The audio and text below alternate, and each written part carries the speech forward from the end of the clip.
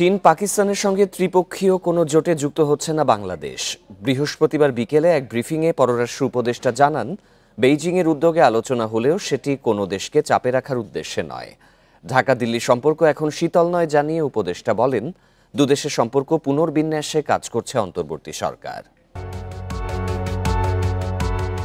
বাংলাদেশ পাকিস্তানকে নিয়ে নতুন জোট করতে যাচ্ছে চীন, এমন আলোচনা শুরু হয় কুনমিংয়ে ১৯ জুন পররাষ্ট্র সচিব পর্যায়ের সাইডলাইন বৈঠকের পর।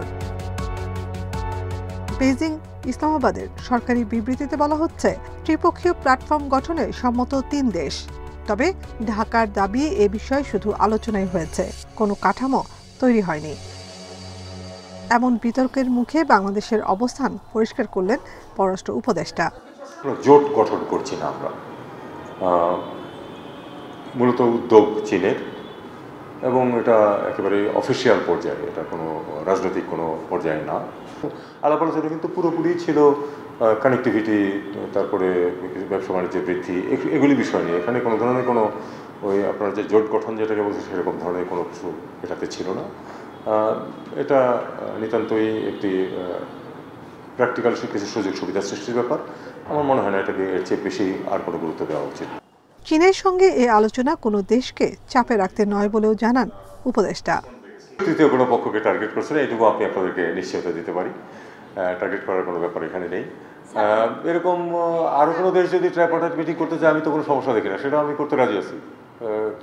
ধরুন থিওরিটিক্যালি ভারত যদি করতে চায় যে ঠিক আছে, নেপাল, বাংলাদেশ এবং ভারত একসাথে বসুক, ওই কানেক্টিভিটি ইত্যাদির ব্যাপারে আমি কালকেই রাজি আছি। এটা ভারতের সঙ্গে বাংলাদেশের সম্পর্ক এখন কোন পর্যায়ে রয়েছে তাও তুলে ধরেন তিনি। প্রথমত ভারতের সাথে সম্পর্ক শীতল আমি বলতে চাই না, আমি বলতেছি যে এটা একটা রিঅ্যাডজাস্টমেন্টের পর্যায়ে আছে। আমরা এটাকে এভাবেই দেখি, রিঅ্যাডজাস্টমেন্টের পর্যায়ে আছে, এবং এ ব্যাপারে আমাদের সদিচ্ছার কোনো অভাব নেই। সত্যটাকে বরং স্বীকার করি যে পূর্ববর্তী সরকারের সাথে ভারতের যেরকম ঘনিষ্ঠ সম্পর্ক ছিল, ভারত যেরকম সম্পর্ক প্রতিষ্ঠা করেছিল, আমাদের সাথে বর্তমান সম্পর্ক ঠিক ওই রকম নেই। পররাষ্ট্র উপদেষ্টা জানান, আগস্টে দ্বিপাক্ষিক সফরে মালয়েশিয়া যাবেন প্রধান উপদেষ্টা। আর যুদ্ধবিরতির কারণে ইরান থেকে আপাতত ফিরতে উৎসাহী নন কোনো বাংলাদেশি।